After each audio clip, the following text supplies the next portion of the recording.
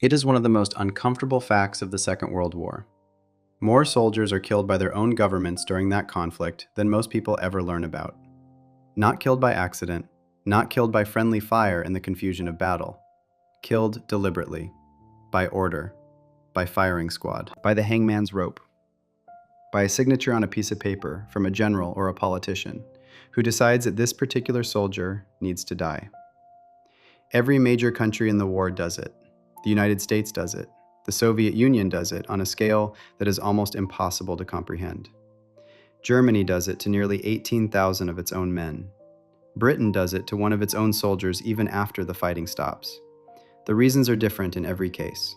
Desertion, cowardice, treason, losing a battle, saying the wrong thing out loud, refusing an order, being the wrong color in the wrong military at the wrong time. The outcome is the same. This is the story of 10 of them. Section 1. The only American shot for running. The date is January 31st, 1945. The village of Sainte-Marie-aux-Mines in eastern France is frozen solid. Snow covers the courtyard of a large stone house on the edge of town. 12 American soldiers stand in a line. Each one holds a rifle. In front of them, tied to a wooden post with canvas straps across his chest, his waist, and his knees, is a 24-year-old man from Detroit named Eddie Slovic. A black hood is about to be placed over his head. A priest standing next to him says quietly, "They are not shooting me for deserting the United States Army. Thousands of guys have done that. They are shooting me to make an example out of somebody, and I was picked." Those are Eddie Slovic's last words, and he is right on both counts. More than 21,000 American soldiers are convicted of desertion during World War II. Of those, 49 are sentenced to death. 48 of those sentences are quietly canceled by the officers above. One is not. One man is taken out into a frozen courtyard, strapped to a post, and shot by his own army while the war is still going on around him. That man is Eddie Slovic. To understand why Slovic dies while 48 others do not, you have to understand who he is, where he comes from, and what he does that makes him different from every other American soldier who runs from the war. Because Slovic does not just run. He does something almost no soldier in history has ever done. He puts it in writing. Eddie Slovic is born in Detroit, Michigan on February 18, 1920. His family has very little money. He grows up poor, drops out of school early, and by his teenage years, he is already in trouble with the law. He is caught stealing a car. He is caught in a robbery. By the time he is 18 years old, he has a criminal record that will follow him for the rest of his short life. He does time in jail and then in a work camp. When he gets out, he finds a job, falls in love with a woman named Antoinette Wisniewski, and for the first time in his life, things are going in the right direction. Then the draft catches up with him. Because of his criminal record, the army initially passes over Slovic. He gets a pass while other men his age are being called up. He marries Antoinette in November 1942, and they begin building a quiet life together in Detroit. But by early 1944, the United States Army needs men. The war in Europe is grinding through enormous numbers of soldiers, and the Army lowers its standards for who it will take. Slovic's past no longer keeps him out. In January 1944, he is drafted. He makes no secret of the fact that he is terrified. He writes letters to Antoinette that are full of fear. He is not a man built for combat, and he seems to know it from the first day of training. He ships out to France in the summer of 1944, arriving as a replacement soldier for the 28th Infantry Division, a unit that has just come through brutal fighting in Normandy and is being rebuilt before the next push. On his very first day heading toward the front lines, Slovic's unit comes under artillery fire. The group scatters. Slovic and another soldier named John Tanky run from the attack and end up separated from their unit for 6 weeks. They find a Canadian military police unit and stay with them, helping out with small tasks, eating their food, sleeping in relative safety. For 6 weeks, while their division is fighting, Slovic and Tanky are somewhere in the rear, waiting. In October 1944, they return to the 28th Division. Tanky goes back to his unit and says nothing. Slovic does something different.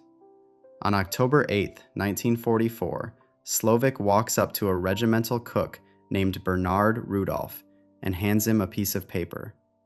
On that paper, Slovik has written a confession. He writes, plainly and clearly, that he had run during the artillery attack. He writes that he is afraid to go into combat. He writes that if they send him back to the front lines, he will run again. He asks for a rear assignment. He says he knows what he is doing is desertion. Rudolph takes the note to The officers read it. They tell Slovik the same thing any man in his position is being told. Tear up the note, go back to your unit, and nothing more will happen. Plenty of men are struggling. Plenty of men are scared. The army does not want to punish people for being afraid. It wants them back in the line. Slovik refuses. He will not go back. He says again in plain language that he will run if they send him. The officers give him one more chance. He refuses again. At that point, the army has no choice but to treat his written confession as an official act of desertion. He is arrested and placed in a military holding area called a stockade while his case is reviewed. What Slovik does not understand, and what becomes clear only in the weeks that follow, is that the timing of his case could not be worse. The fall of 1944 is a crisis moment for the American army in Europe. Desertion rates are climbing. The fighting in the Hurtgen Forest and then the Ardennes is brutal and relentless, and men are breaking under the pressure in large numbers. The commanders of the 28th Division and the officers above them are increasingly frustrated. They need something to tell the soldiers that running has real consequences. Slovik's case lands on the desk of General Dwight D. Eisenhower, the supreme Allied commander in Europe, in December 1944. Eisenhower reviews it. He sees a man who deserted twice, who confessed in writing, who was offered a second chance and refused it, and who is, because of his criminal record before the war, someone for whom a dishonorable discharge, the normal punishment, means very little. Eisenhower signs the execution order on December 23, 1944. He notes in his decision that making an example is necessary to stop more men from running. 23 military officers serve as a review board before the execution goes forward. All 23 confirm the sentence. Not one votes to stop it. On January 31, 1945, Slovik's uniform is stripped of every button and badge. A green army blanket is draped over his shoulders against the cold. He is led into the courtyard of the stone house. He is strapped to the post. The priest says a few words.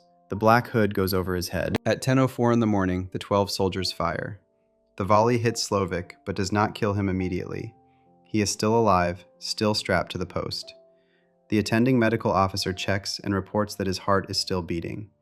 The soldiers reload. They are ordered to wait. They wait. The medical officer checks again and again, until, at 10:35 in the morning, 31 minutes after the first volley, Eddie Slovik is officially declared dead. He is buried that afternoon in Plot E of the WWII American Cemetery in northern France. Plot E is hidden behind hedges and shrubbery, invisible from the main cemetery. The graves there have no names on them. They have numbers. Slovik is buried in row 3, grave 65. The other 95 graves around him belong to American soldiers executed for murder and rape. He is the only one there for a purely military offense. Antoinette Slovik writes letters to the army for years asking for her husband's body back and for his military pension. The army denies both for decades. She never stops.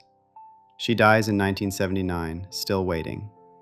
In 1987, a Polish-American veteran named Bernard Kalka raises $5,000 of his own money and persuades President Ronald Reagan to order Eddie Slovik's remains returned to the United States. Slovik is dug up from his numbered grave in France and reburied in a cemetery in Detroit, next to Antoinette. He is the only American soldier executed for desertion in World War II.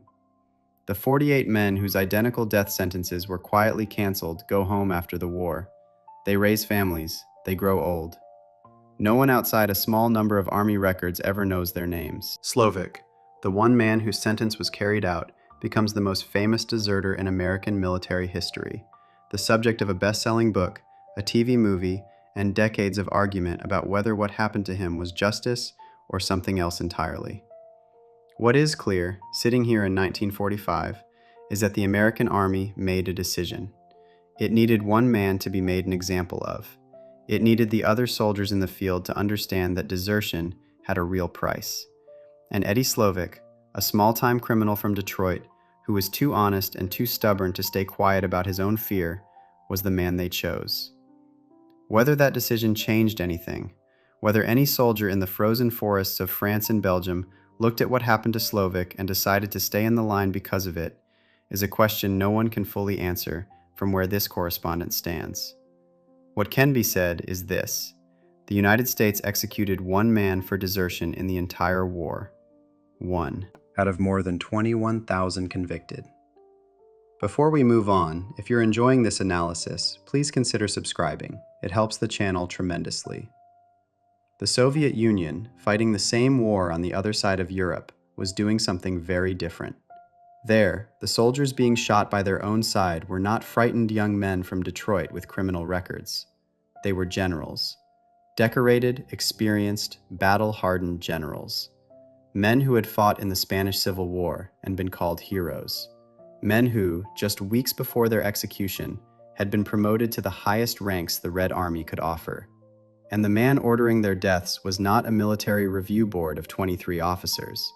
He was one man sitting in Moscow who did not tolerate losing. Section 2. Stalin's Generals.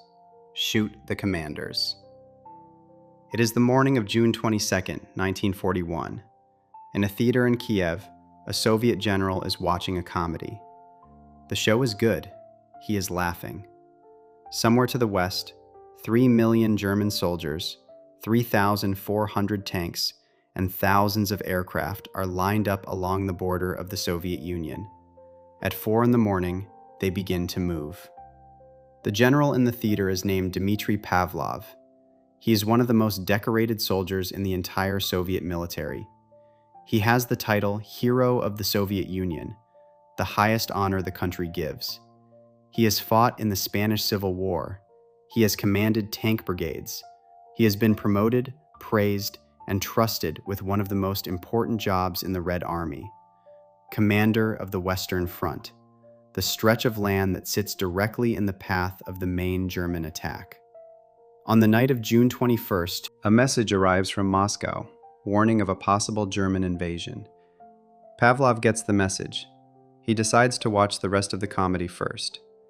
That decision will cost him his life. To understand what happens to Pavlov and the men around him, you have to understand the world they are living in. The Soviet Union in 1941 is not a place where failure is forgiven. Joseph Stalin has already spent years removing people from power, arresting them, and having them shot. Between 1936 and 1938, in a period known as the Great Purge, Stalin orders the arrest and execution of 3 of his 5 top military commanders. 35,000 officers across the Red Army are removed, some shot, some sent to prison camps, some simply fired. The Soviet military enters the war against Germany hollowed out at the top, led in many cases by younger, less experienced men who got their jobs not because they were the best available, but because everyone above them had been killed or imprisoned. The men who survive the purge and rise to command positions know one thing above everything else. Do not give Stalin a reason to notice you for the wrong reasons. Winning is rewarded. Losing is not just a military failure, it is a political one. And in Stalin's Soviet Union, political failure can get you shot. When Germany launches Operation Barbarossa on June 22, 1941, the results for the Soviet Western Front are catastrophic within hours. Pavlov's command disintegrates. The German forces break through the lines so quickly and so completely that whole Soviet armies are surrounded before they can retreat.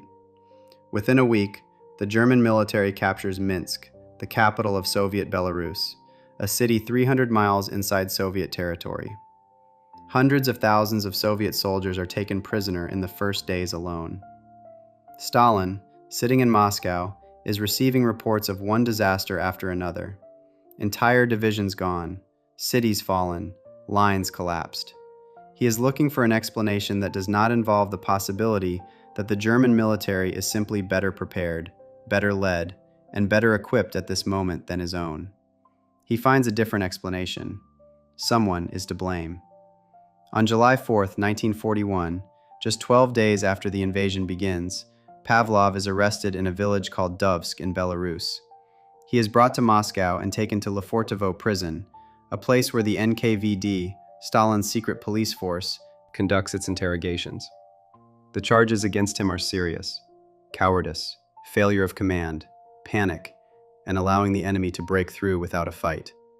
Some of these charges have a basis in reality. Pavlov does make mistakes in the opening days of the war. He is slow to respond. His command structure collapses. He fails to keep contact with his units as the German attack unfolds.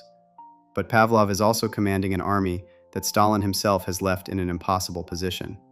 In the months before the German invasion, multiple warnings come to Moscow, from spies, from foreign governments, from Soviet officers on the ground, that Germany is preparing to attack. Stalin refuses to believe them or to act on them.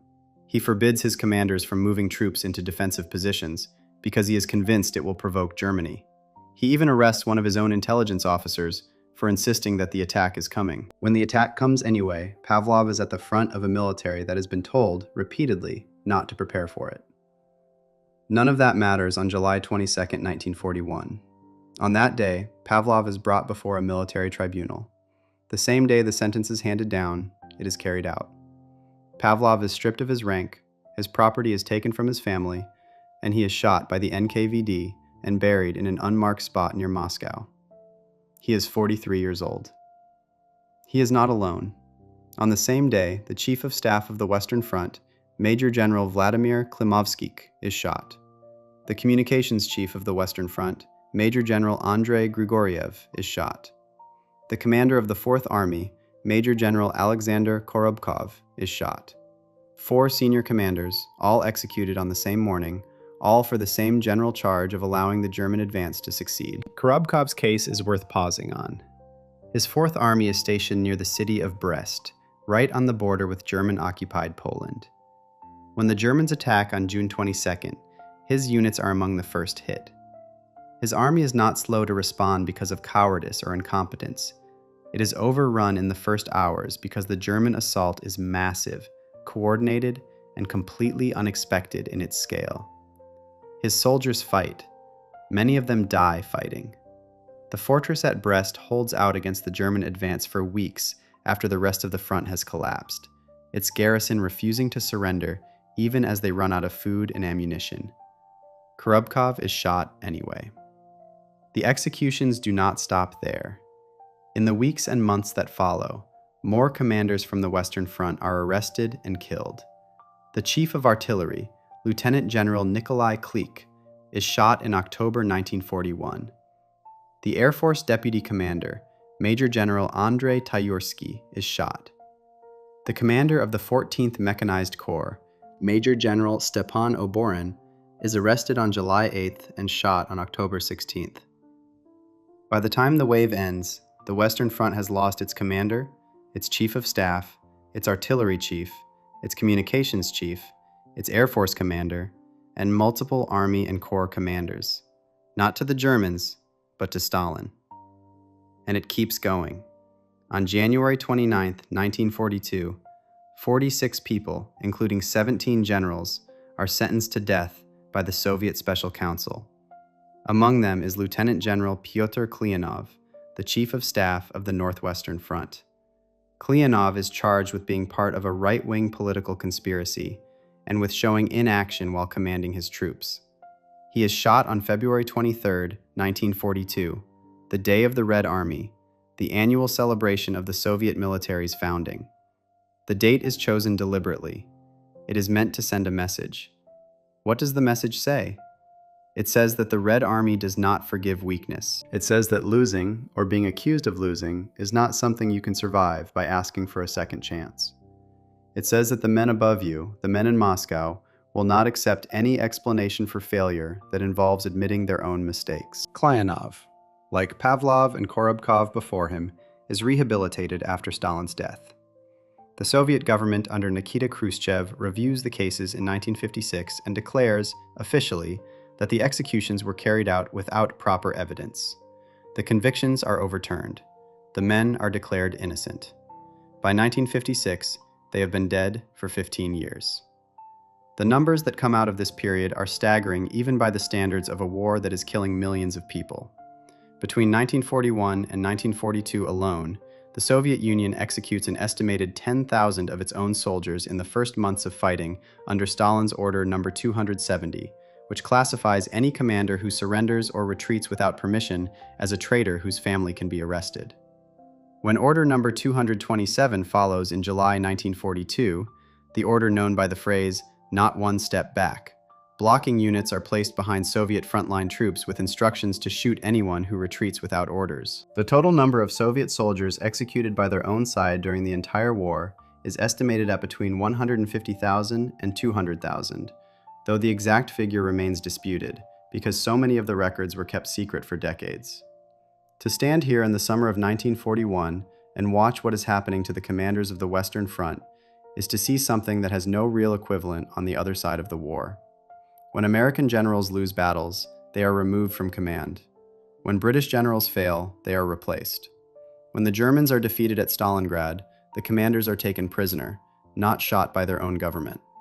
In the Soviet Union, losing a battle can get you killed by the people you are fighting for. Pavlov dies in July 1941, convinced, according to later Soviet records, that he is a victim of political maneuvering rather than genuine military failure. He says during his interrogation that the situation on the Western Front was impossible, that no commander could have held against what came at them in those first hours. He is almost certainly correct. But correctness is not a defense in Lefortovo prison. What the execution of Pavlov and his commanders actually produces is not a more effective military. In the short term, it produces a military where officers are terrified to make any decision without permission from above, because making a decision that turns out to be wrong means death. It produces a military where reporting bad news to Moscow is something commanders delay for as long as possible, because bad news triggers the kind of attention from Stalin that ends careers and lives. The Soviet military eventually finds its footing, not because of the executions, but in spite of them. The generals who survive, who learn to work within Stalin's system, while quietly making their own judgments on the ground, are the ones who eventually push the Germans back. Georgy Zhukov, Konstantin Rokossovsky, who was actually in prison during the early days of the war and is released to command. Alexander Vasilevsky. These men carry the weight of knowing that failure means death, not just defeat. They carry it all the way to Berlin, but that is still years away from where this story stands. In the summer and fall of 1941, the executions are happening in real time, and the men being shot are men who fought for their country, wore its medals, carried its flag, and were killed by it when the enemy turned out to be stronger than anyone had planned for. Pavlov, Korobkov, Klimovskik, Kleonov, Oberon, Klik. These are not men who betrayed their country. They are men whose country decided, in a moment of panic and political need, that they were more useful dead than alive. America shoots one man for desertion in the entire war and argues about it for decades. The Soviet Union shoots its generals in batches. __, quote, _1, __. And on the other side of the front lines, inside the German military, a different kind of execution is happening. One that has nothing to do with battlefield failure and everything to do with what a man says out loud inside a submarine, hundreds of feet below the surface of the Atlantic Ocean. Section 3. The U-boat captain who spoke too honestly. It is the summer of 1943. Somewhere in the South Atlantic Ocean, a German submarine called U-154 is moving through the water on patrol. The boat is long and narrow and smells of diesel fuel and unwashed men. 48 people live inside it. They sleep in shifts because there are not enough beds for everyone at once. They eat canned food. They breathe recycled air. They go days and sometimes weeks without seeing sunlight. The commander of U-154 is a 25-year-old officer from Berlin named Oskar Kusch. He is tall, athletic, and well-read. His father is the director of a large insurance company. His family is educated and financially comfortable. He grew up in a good neighborhood in southwestern Berlin, surrounded by books and music and ideas. He is exactly the kind of young man the German Navy wants leading its submarines. Sharp, calm under pressure, respected by his crew, and capable of bringing a boat home safely, when so many others are not coming home at all. He has already earned the Iron Cross. He is good at his job. His men trust him completely. He also hates Adolf Hitler. And he says so, out loud, repeatedly, inside the submarine, in front of his officers. That is what kills him. To understand how a decorated submarine commander ends up facing a firing squad at the hands of his own navy, you have to understand what Germany looks like in 1943. The war that was supposed to be won quickly is dragging on. The German army has just suffered one of its worst defeats at Stalingrad, where an entire army is surrounded and destroyed.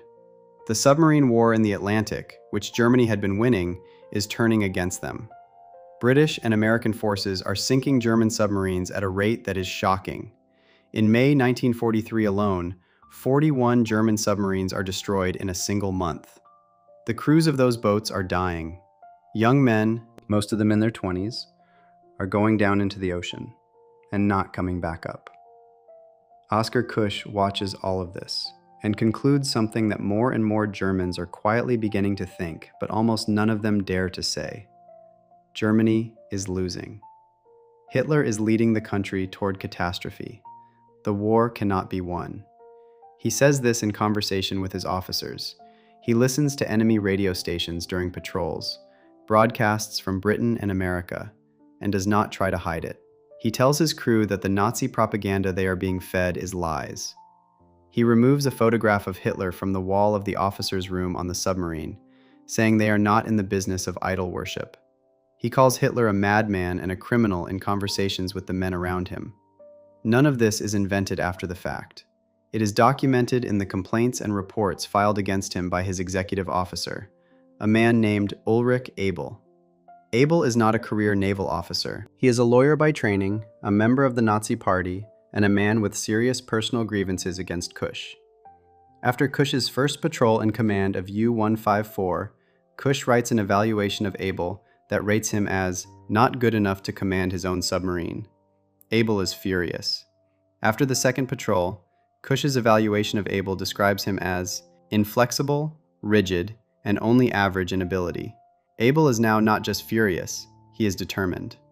On January 12, 1944, Abel files a formal report against Kusch to the 3rd U-Boat Squadron, accusing him of undermining the fighting spirit of the boat, listening to enemy broadcasts, making political statements against the German leadership, and planning to defect to the enemy.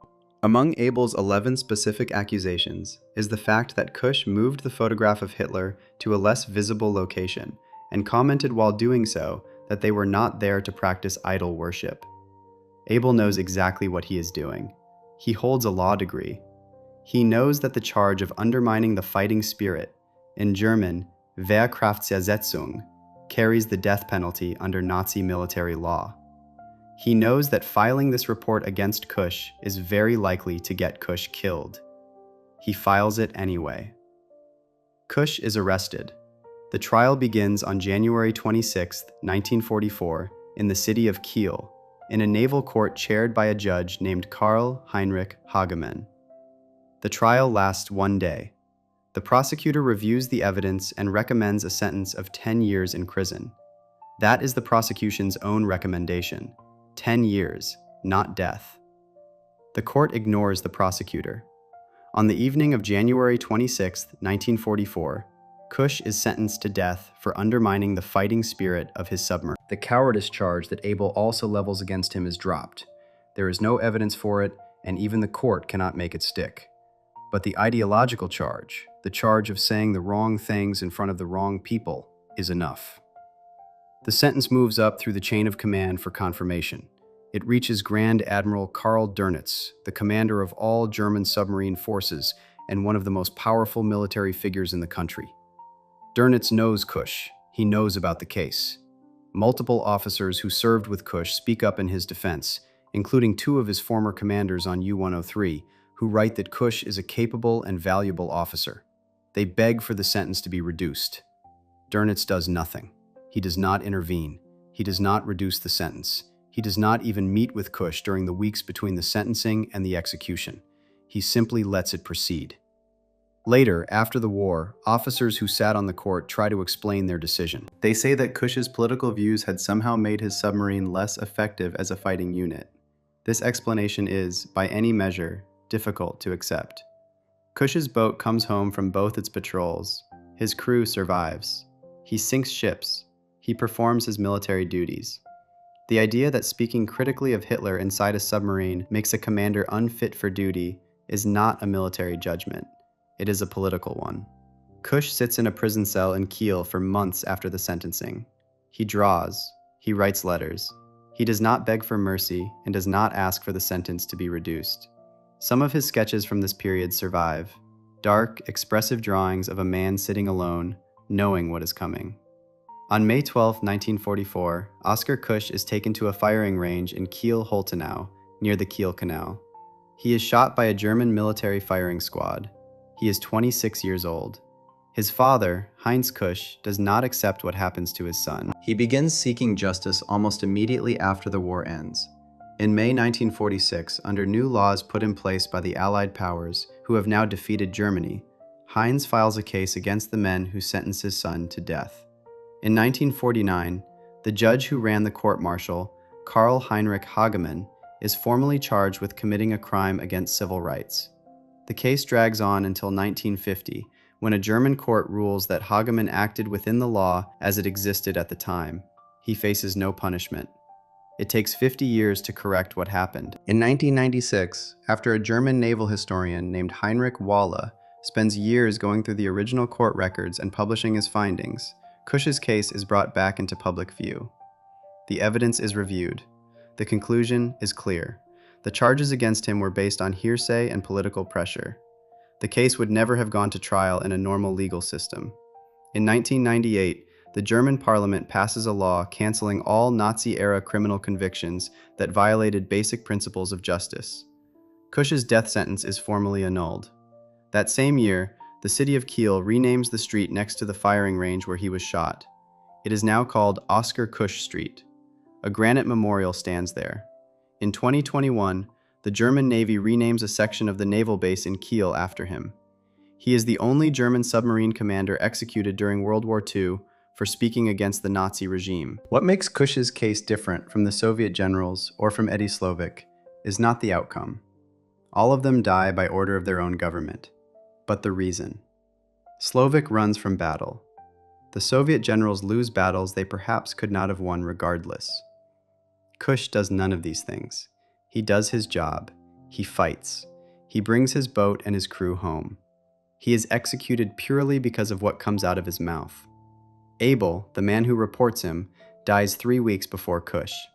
His first command, U-193, is sunk on its very first patrol. He goes down with it in May 1944. He never knows that Cush is dead. The men who sentenced Cush and the men who could have saved him and chose not to, Dönitz included, will spend the rest of their lives inside an uncomfortable fact. They kill one of their better officers not because he fails in battle, but because he refuses to pretend that everything is going well when everything is clearly not. In 1943 and 1944, telling the truth inside the German military about the direction of the war is enough to get you shot. There are thousands of others like Cush.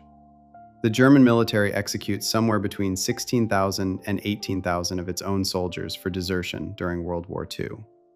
16,000 to 18,000. The United States, with a military of roughly comparable size, executes 1. The gap between those numbers tells you something important about the difference between the two systems and what each one is willing to do to its own people in order to keep the war going.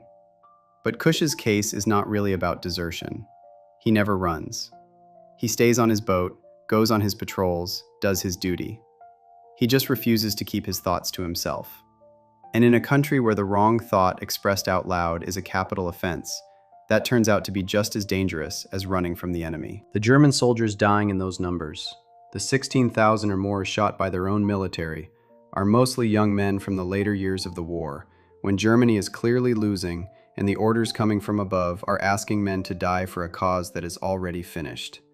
Many of them are teenagers, Many of them simply walk away from positions they have been ordered to hold at all costs, in battles that cannot be won, for a government that will be gone within months. They are shot for it by courts that are increasingly controlled not by military judges, but by SS officers loyal to the regime. The contrast with what Britain is doing at the same time is sharp and worth noting. Britain fights the entire Second World War without executing a single soldier for desertion. The British Parliament had abolished the death penalty for desertion in 1930, 15 years before the war ends. Almost 100,000 British and Commonwealth soldiers go absent without leave or desert during the war. The punishment is imprisonment, not death. Germany executes 18,000. The Soviet Union executes somewhere between 150,000 and 200,000. The United States executes 1. Each of those numbers is a policy choice. Each of them says something about what a government believes its soldiers owe it, and what it is prepared to do to collect that debt. Oscar Cush pays with his life for saying what he honestly believes inside a steel tube under the Atlantic Ocean. He is 26 years old when they shoot him, and he is one of the better submarine commanders the German Navy has at that point in the war. But his case, as extreme as it is, still belongs to the military justice systems of large and powerful nations with formal courts, written charges, and at least the appearance of a legal process. There are cases in this story where even that thin appearance of justice is absent entirely, where a soldier is killed by his own side not through any court or legal system, but on the spot, in the moment, because one man with enough authority decides that this particular soldier should die right now. Before we move on, if you're enjoying this analysis, please consider subscribing. It helps the channel tremendously. Those cases belong to a different and darker part of this story, and they begin with the most powerful military order ever issued to the Soviet Army. 4 words that every soldier on the Eastern Front knew by heart and feared more than the Germans. Section 4. Not one step back. Stalin's order to shoot his own army. It is July 28, 1942. The German army is moving deeper into the Soviet Union than it has ever gone before. It has already taken Ukraine. It has already pushed past the city of Rostov-on-Don, one of the largest cities in southern Russia. Now it is driving southeast toward the Caucasus Mountains and east toward a city on the Volga River called Stalingrad. The Soviet lines are not holding. In some places, they are not just breaking, they are dissolving. Entire units are retreating without orders. Soldiers are throwing down their weapons and running. Commanders at every level are reporting chaos, panic, and collapse. In Moscow, Stalin sits down and writes an order. It is called Order Number 227. In the field, the soldiers who receive it call it by a different name. The 4 words that Stalin uses to open its central demand. Not one step back. It is the most important document Stalin issues during the entire war, and one of its direct consequences is the creation of an official system for shooting Soviet soldiers from behind while they are trying to escape from the Germans in front. To understand why Order 227 exists, you have to go back to what the Soviet Union looks like in the summer of 1942. The year before, in 1941, the German invasion had been catastrophic. Whole armies had been surrounded and taken prisoner. The city of Leningrad in the north had been cut off and was being slowly starved. Moscow itself had been under threat. The Soviet Union survives 1941 by the thinnest possible margin, and Stalin responds to those failures by shooting his generals, as this story has already shown. But the executions of Pavlov and the others do not fix the problem. The German military in the summer of 1942 launches a new offensive, and again, the Soviet lines begin to crumble. The city of Voronezh falls. The city of Rostov falls. Stalin reads the reports from the south and sees the same pattern repeating itself. Units retreating without permission, commanders abandoning positions, the front collapsing in ways that feel to him like cowardice rather than military reality. He writes his order. Order 227 opens with a direct and brutal statement about what is happening to the country. It says that the Soviet Union has already lost territory containing 70 million people to the German occupation. It says the country is losing factories and farms and the resources it needs to keep fighting. It says the army must stop retreating. It says the time for any kind of mercy or tolerance toward retreat is over. Then it lays out what will happen to soldiers who retreat without orders. The order creates blocking detachments. These are units of armed soldiers placed directly behind Soviet frontline troops, not facing the enemy, but facing their own side. Their job is to stop Soviet soldiers from retreating by any means necessary. The order is explicit. Soldiers who retreat without permission are to be shot on the spot. The blocking detachments are the ones doing the shooting. It also creates something called penal battalions. Soldiers who show cowardice, who retreat without orders, or who commit certain other offenses are stripped of their rank and sent to these special units. The penal battalions are given the most dangerous assignments in the entire war. They are sent to attack the most heavily defended German positions, ordered to charge across minefields, told to hold ground that no one else can hold. Service in a penal battalion is described, by the Soviet officers who oversee them, as an opportunity to wash away your crimes with blood. The death rate in these units is extraordinarily high. Stalin does not invent these ideas from nowhere. In the order itself, he notes that the German military uses a similar system of punishment units. He is right. The German military does use penal units, but the scale of what Stalin builds is different in kind from almost anything happening on the other side of the front. The first penal battalion to be sent into action under Order 227 is deployed to the Stalingrad front on August 22, 1942, less than 4 weeks after the order is signed.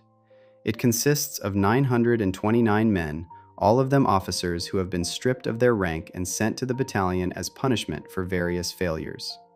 After 3 days of assault against German positions, 300 of them are still alive. 629 men die in 72 hours. Those who survive earn their way back into the regular army. The rule is that a wound in combat clears your record. If you are hit by German fire and survive, the offense that sent you to the penal battalion is considered paid for in blood.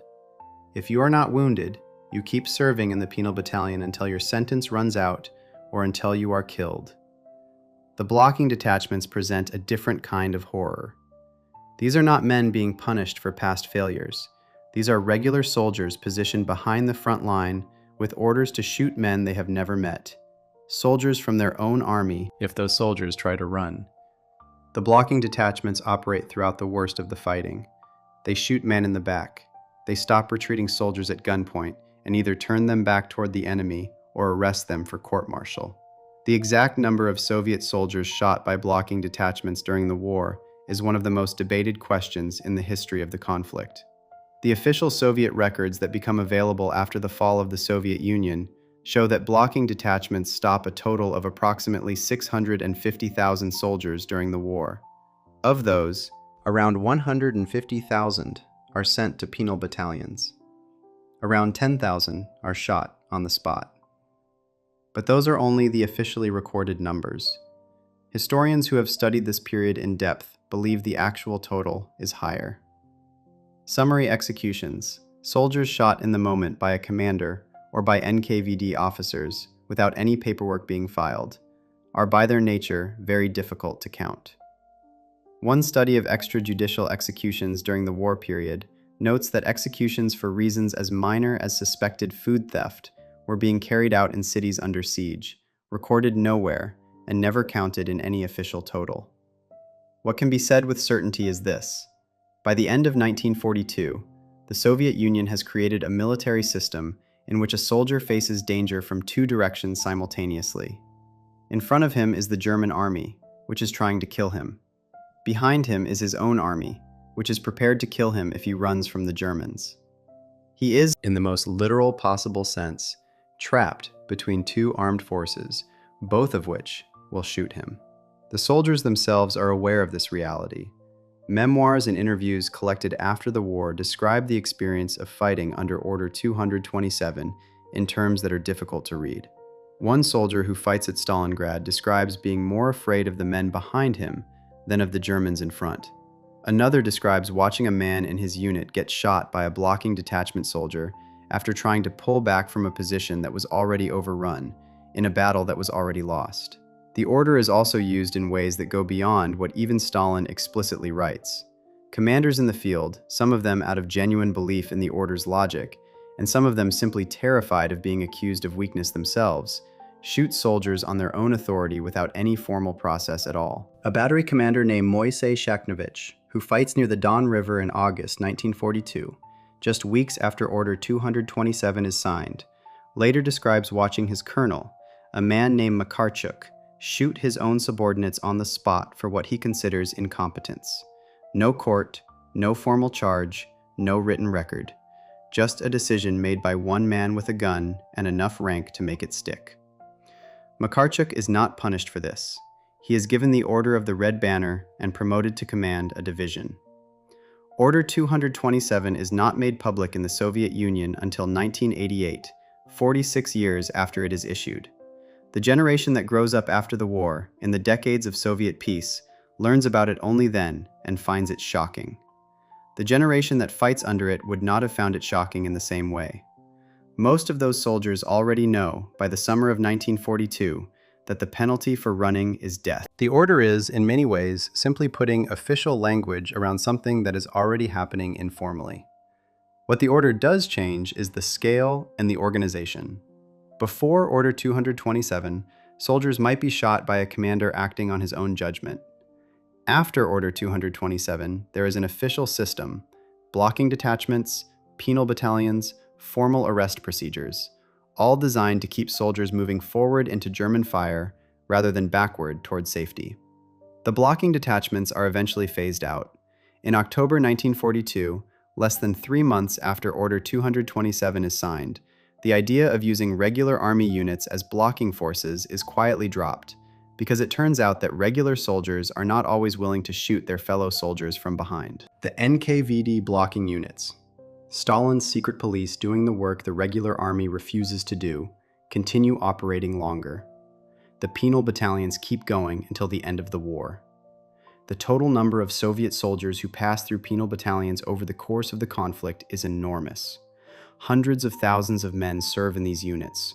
Their death rate is many times higher than that of regular army units. They are used again and again for the most costly assignments. The first wave of an attack on a fortified position, the charge across open ground under machine gun fire, the assault on a bridge that the Germans have had days to defend. They are Soviet soldiers. They wear Soviet uniforms. They carry Soviet weapons. They fight under Soviet officers. And they are treated by their own government as men whose lives are worth less than those of the soldiers beside them. Order 227 keeps the Soviet military fighting through the most desperate period of the entire war. Whether it does so by inspiring soldiers or simply by making retreat more terrifying than advance is a question that historians continue to argue about. What is beyond argument is that the order works, in the most basic military sense. The Soviet lines hold at Stalingrad, the German advance stops, the war turns. But the soldiers who hold that line do so knowing that if they break, the men behind them will shoot them before the men in front get the chance. Not one step back. Those 4 words cover a multitude of deaths. Most of those deaths are recorded nowhere. The men who die under the blocking detachment's guns do not get names in history books. They are not famous cases like Slovik or Pavlov or Kush. They are privates and sergeants and junior officers whose last moment is not a German bullet, but a Soviet one. In a field somewhere in southern Russia, in the middle of a war they had no choice but to fight. The question of how far a government can go in forcing its own people to die for it is not one that belongs only to the Soviet Union or to the summer of 1942. It is a question that every country at war has to answer in its own way. Some answers are more brutal than others. Before we move on, if you're enjoying this analysis, please consider subscribing. It helps the channel tremendously. But there is one case in this story that stands apart from everything else. Not because of the scale of the killing, and not because of the power of the government behind it, but because of the timing. There is a case where two soldiers are shot by their own military after the war is already over. After Germany has already surrendered, after the fighting has stopped, after peace has officially begun. Two men are killed by a legal system that should no longer exist, enforced by an army that has already lost, in a country that is no longer at war. That case happens in Amsterdam, and the Canadians are involved. Section 5. Shot after the war was over. Amsterdam, May 1945. It is May 13, 1945. The war in Europe has been over for 5 days. Germany signs its formal surrender on May 8, 1945. The guns go quiet. The bombing stops. Soldiers on both sides begin the slow process of figuring out what comes next. In cities across Europe, people are crying in the streets, some from joy, some from grief, most from a mixture of both that has no clean name. The concentration camps are being opened. The prisoners are stumbling out. After 5 years and 8 months of the most destructive war in human history, Europe is at peace. In Amsterdam, in an abandoned Ford automobile factory on the edge of the city, a German military court is still open for business. On the morning of May 13th, 5 days after the surrender, 2 German sailors are brought before this court.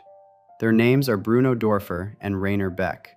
Both of them deserted from the German Navy before the war ended. Beck is a half-Jewish man who deserted specifically because staying in the German military meant almost certain death.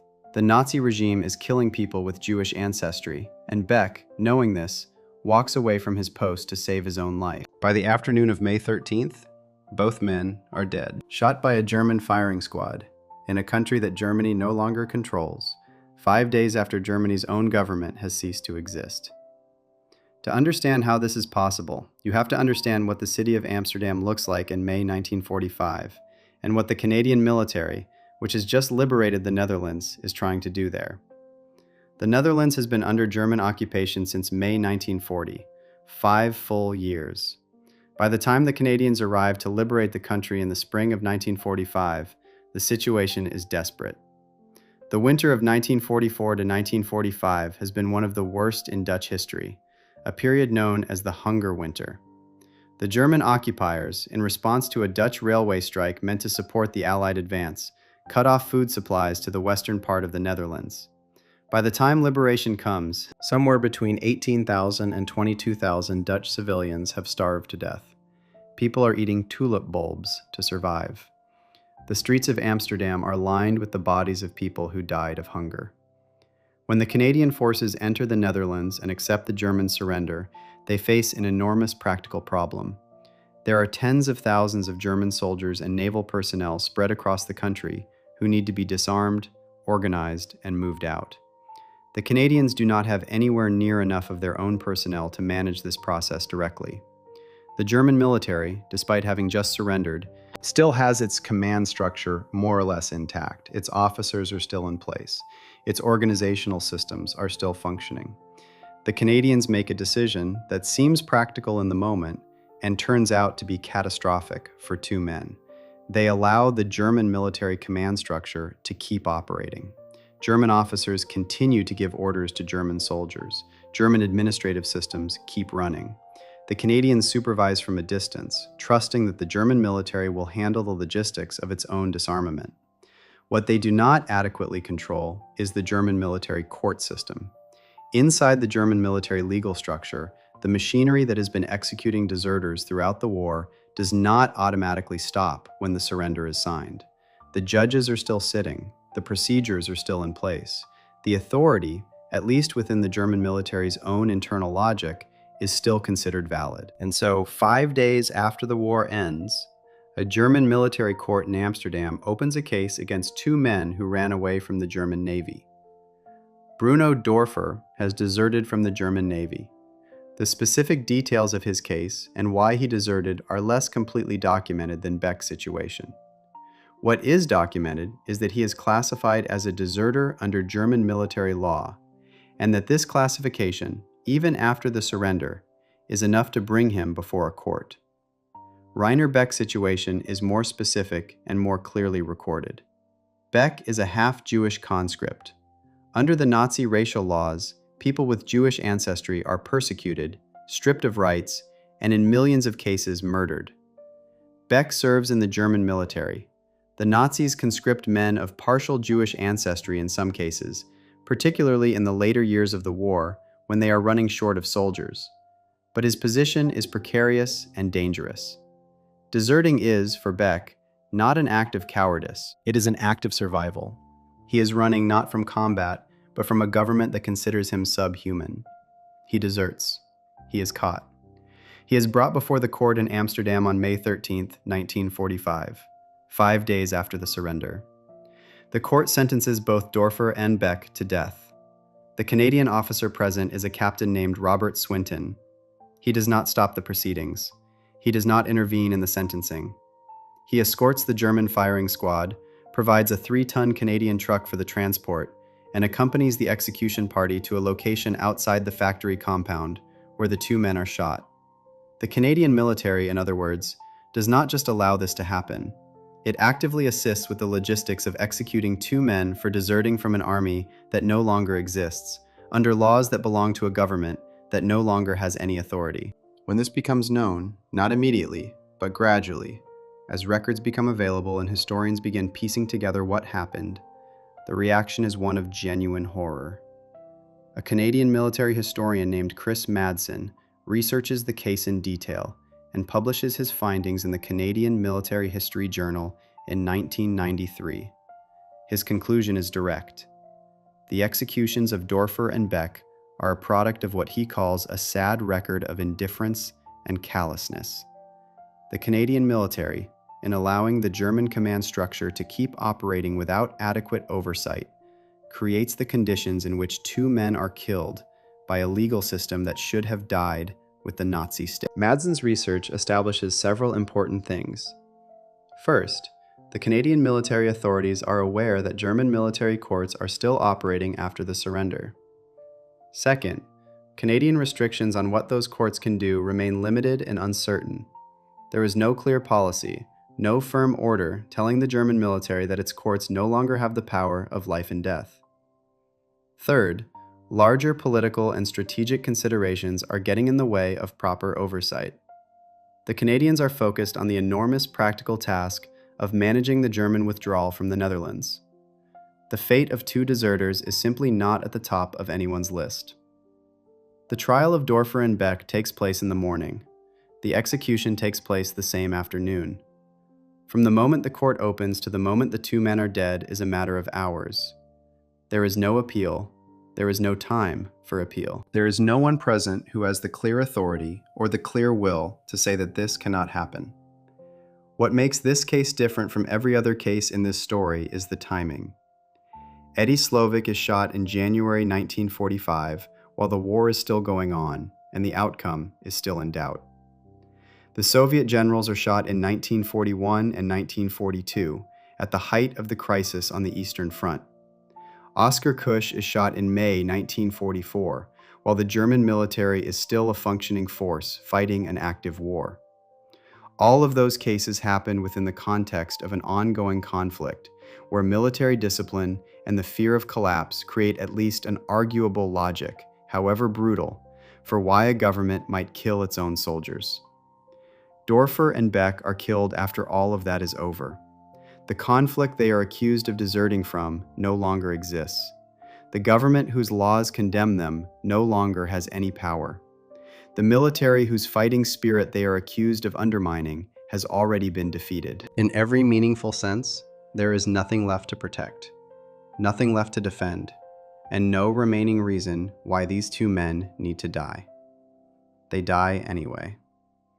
Beck, the half-Jewish sailor who deserted to save his own life from a regime that wanted him dead, is killed by that same regime's legal machinery 5 days after the regime itself collapses. The cruelty of the timing is difficult to put into words without it sounding like something invented for dramatic effect. It is not invented. It is documented. It is in the records. The Canadian officer Robert Swinton is present throughout. He does not stop it. In the years after the event, when questions begin to be asked about what happens that day in Amsterdam, the Canadian military's response is described by Madsen as reflecting indifference and a failure to grasp the gravity of what it has allowed. There is no serious investigation at the time. No one is punished. No official acknowledgement is made for decades. The German military judges who sentenced Dorfer and Beck do not face any consequences either. The judge who chairs the court, operating under the remnants of Nazi military law, sentences 2 men to death 5 days after the war ends, and then, presumably, goes home. It is worth standing still for a moment with the specific fact of what happens to Rainer Beck. He is a man of partial Jewish ancestry living inside Nazi Germany. He is conscripted into the German military, the military of a state that openly declares people like him to be inferior and unworthy of life. He serves. At some point, understanding the reality of his situation, he runs. He runs not from battle, but from death. And then, after the government that wants him dead has been defeated, after the war that government started has been lost, after the whole structure of Nazi power has collapsed into rubble, a court, using that government's own laws, shoots him. 5 days. If Dorfer and Beck had managed to stay hidden for 5 more days, or if the Canadian military had moved more quickly to shut down the German court system, they would have lived. The war was already over. They were already, in every practical sense, free men in a liberated country. The only thing standing between them and the rest of their lives is a German military court operating inside an abandoned car factory in Amsterdam, and a Canadian army that does not quite know what to do about it. They are among the last people killed by Nazi military justice. They are almost certainly the last German soldiers executed by their own military for desertion in World War II. The case of Dorfer and Beck sits at one end of a long and painful spectrum of what governments do to their own soldiers during this war. At the other end of that spectrum is a case where the soldier being executed is not a private or a sailor or a junior officer. He is a man who spent years working inside the enemy's intelligence operation, betraying his fellow prisoners of war one by one, gathering information for the Germans while pretending to be on his countrymen's side. He wore a British uniform while working for the people trying to destroy Britain, and when it was over, Britain hanged him too. Section 6. The British Traitor, Theodore Schurch, and the Longest Betrayal. It is March 1945. The war in Europe has roughly 2 months left to run. American forces are crossing the Rhine River into Germany. Soviet forces are closing in on Berlin from the east. The Italian campaign, one of the longest and bloodiest of the entire war, is finally nearing its end. In Rome, Allied military police are moving through the city, rounding up the last scattered remnants of German intelligence networks that had operated there during the occupation. In a building in Rome, they find Theodore Schurch. He is 26 years old, slim, and British. He is wearing civilian clothes. He speaks fluent Italian. He has been living in Rome for some time, working in ways he has not yet explained to the officers who arrest him. He is initially cooperative. He seems, to the men arresting him, like someone who has been caught and knows it and has decided that the simplest path forward is to talk. What he tells them, over the course of a long series of interviews, is one of the most detailed and damaging stories of betrayal that British military intelligence uncovers during the entire war. Not because of the scale of the secrets he hands over. He is not a senior officer with access to battle plans or high-level decisions, but because of the sustained, patient, personal nature of what he does. For nearly 3 years, Schurch sits inside prisoner of war camps, pretending to be a captured British soldier, befriending Allied prisoners, gaining their trust, and then reporting everything they tell him to his German and Italian handlers. He does this not once or twice. He does it again and again and again, over nearly 3 years to hundreds of men. To understand who Theodore Schurch is, and how he ends up in a prison cell in Rome in March 1945, you have to go back to the beginning. He is born on May 5, 1918, in Hammersmith, London. His father is Swiss, which means Schurch holds Swiss citizenship through his family even though he grows up entirely in Britain, speaks English as his first language, and lives the life of an ordinary working-class London boy. His father works in Britain, his parents live in Britain, Theodore grows up in Britain. In his late teenage years, Schurch joins the British Union of Fascists.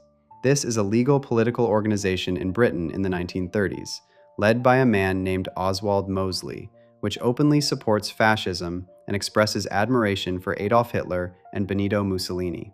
Membership in the British Union of Fascists does not make a person automatically dangerous or disloyal in the eyes of the British government at that time. It is a political party, and joining it is legal. But it tells you something about where Schurch's sympathies lie before he ever puts on a British uniform.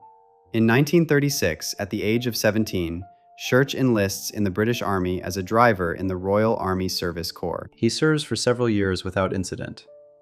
By the time the war begins, he is a working soldier.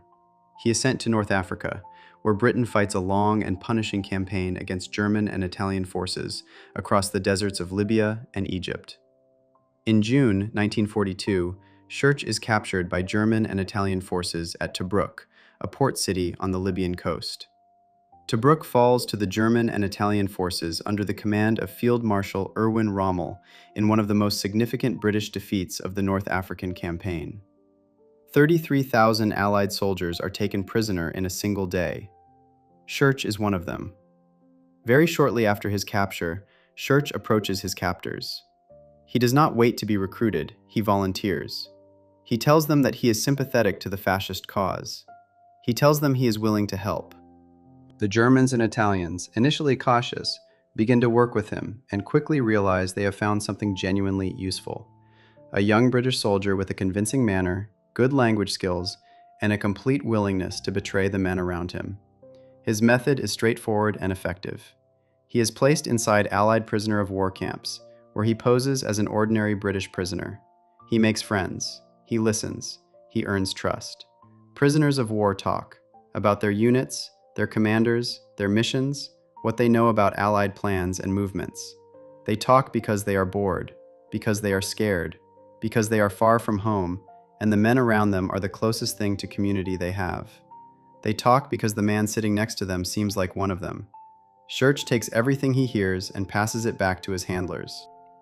Among the people he is placed next to is Lieutenant Colonel David Stirling, the founder and commanding officer of the Special Air Service, the British military's most elite and secretive fighting unit. Stirling is captured in January 1943 in Tunisia. He is a significant prize for German intelligence, a man who knows a great deal about British special operations in North Africa. Schurch is positioned near him. How much information Stirling actually gives, or how much Schurch successfully extracts, is not fully documented in the available records. What is documented is that Schurch is specifically used in this context, placed next to one of the most important British prisoners the Germans are holding. He continues this work for close to 3 years. He moves between camps. He operates in North Africa and later in Italy as the focus of the war shifts north. He works for both German and Italian intelligence, sometimes separately and sometimes together. He is paid for his work.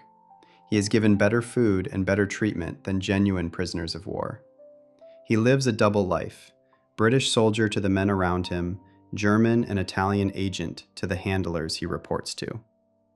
By the time he is arrested in Rome in March 1945, the investigators who question him are able to document 9 separate counts of treachery, 9 distinct occasions on which he actively works against British interests in a way that puts British soldiers at risk. He is also charged with 1 count of desertion, relating to his failure to attempt to escape or return to British lines during his time in captivity. He is taken back to Britain. His trial takes place at the Duke of York's headquarters in Chelsea, London, in September 1945. The court is a military one, since Schurch is a soldier and his offenses are military in nature. He is defended by a lawyer named Alexander Brands. The presiding officer is a man named Major Melford Stevenson. The trial is not quick. The charges are serious, and the evidence is substantial. Schurch does not deny what he has done. The court hears the 9 counts of treachery in detail. It hears about the prisoner of war camps, about the men he befriends and then reports on, about the payments he receives, about the Italian and German intelligence officers he works with.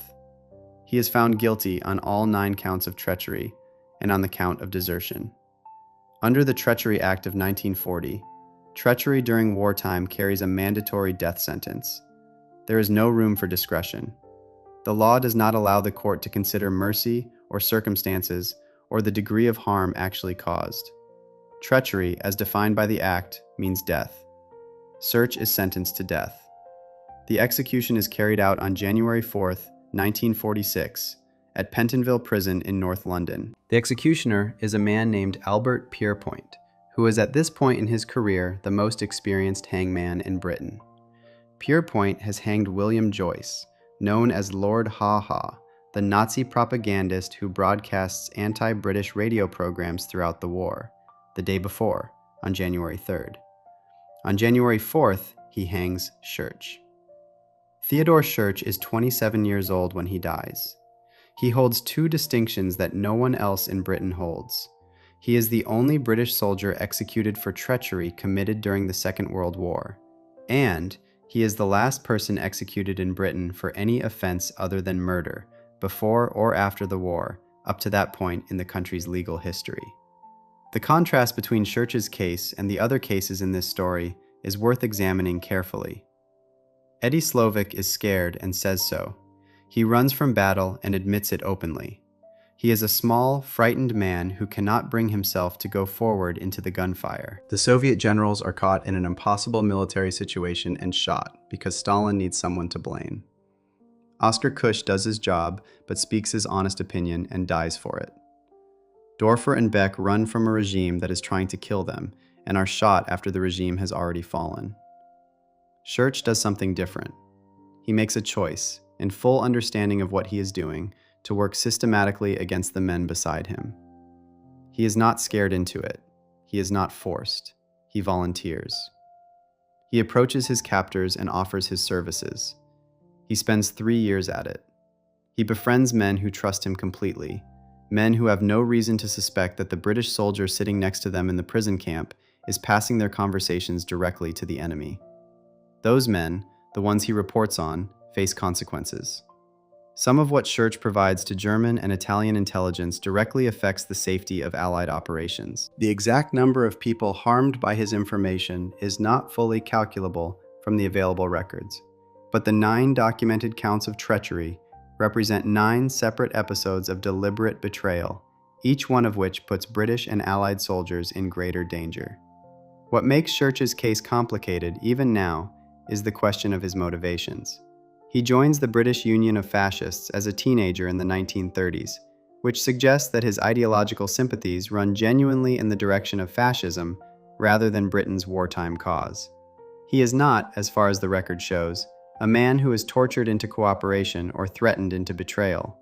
He is a man who believes, or who has persuaded himself to believe, that the side he is fighting for in uniform is not actually his side. The Swiss citizenship complicates things slightly. Switzerland is neutral during the war, and Schurch technically has a nationality outside of Britain. But he grows up British, speaks English, lives in London, enlists in the British Army, and wears the British uniform.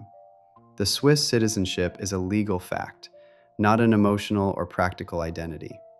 The British government, in executing him, treats him as what he is, a British soldier who spends 3 years betraying his country while wearing its uniform and drawing its pay.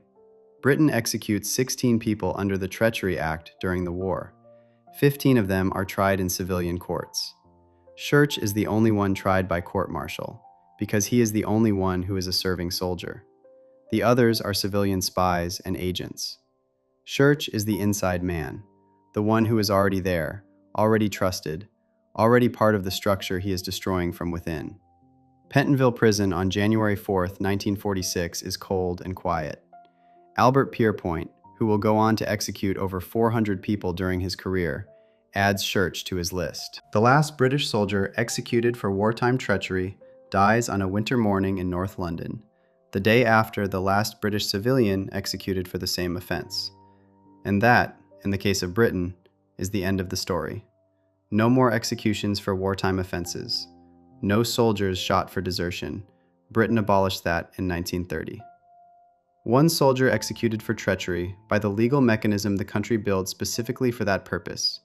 One case carefully documented, lawfully processed, publicly known. Compare that to what is happening at the same moment in the Soviet Union, where the numbers are so large they lose their shape. Compare it to Germany, where 18,000 soldiers are shot for desertion. Compare it to the United States, where one man dies for running and 48 others with the same sentence walk free. Each country draws its own line. Each country decides for itself how far it is willing to go. Before we move on, if you're enjoying this analysis, please consider subscribing. It helps the channel tremendously. But the stories in this account are not finished. The cases examined so far belong to the major powers: America, the Soviet Union, Germany, Britain. What has not yet been examined is what happens inside the German military, not to soldiers who run or speak out of turn, but to soldiers who refuse a direct order to kill. Soldiers who are given a gun, pointed at innocent people, and told to pull the trigger, and who say no. What happens to the soldier who refuses is not what most people would expect. Section 7. The soldier who refused to shoot. Otto Szymek. It is the autumn of 1944. In the villages of southern Poland, between the cities of Tarnow and Dybica, the war is grinding through its final brutal phase. The German army, retreating from the east as Soviet forces push steadily westward, is holding a line across this part of Poland with a ferocity born not from confidence, but from desperation. The front is close. The sound of artillery is constant. German commanders in this region are under enormous pressure to hold ground, to maintain discipline, and to crush any sign of resistance among the Polish civilian population, many of whom are feeding and sheltering soldiers of the Polish Home Army, the underground resistance movement fighting the German occupation from within. Into this situation comes a 19-year-old soldier from Vienna named Otto Szymek. He is not a volunteer. He does not want to be here. He is drafted into the German military at 17. The Wehrmacht is pulling in younger and younger men as the war eats through its supply of adult soldiers, and sent first to Bosnia and then to southern Poland. He is a thin young man from a large, poor family. His father died when Otto was 7 years old, leaving his mother to raise 13 children, largely on her own. She is a dressmaker.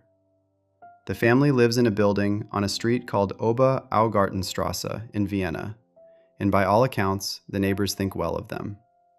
When Otto leaves for the military, the story goes that the entire building comes out to say goodbye to him. He carries a small cross with him at all times once he is in the army. He goes to church when he can. He tells his sister Elfriede, during a period of leave sometime in 1943 or early 1944, that he does not want to kill anyone. That he has been raising his rifle above the heads of the enemy when ordered to fire, shooting into the air rather than at people. He tells her, "My conscience is clear." What happens next is where Otto Szymek's story becomes one of the most debated and most painful cases in this entire account. At some point in 1944, Szymek stops going forward with his unit. He is noted as absent.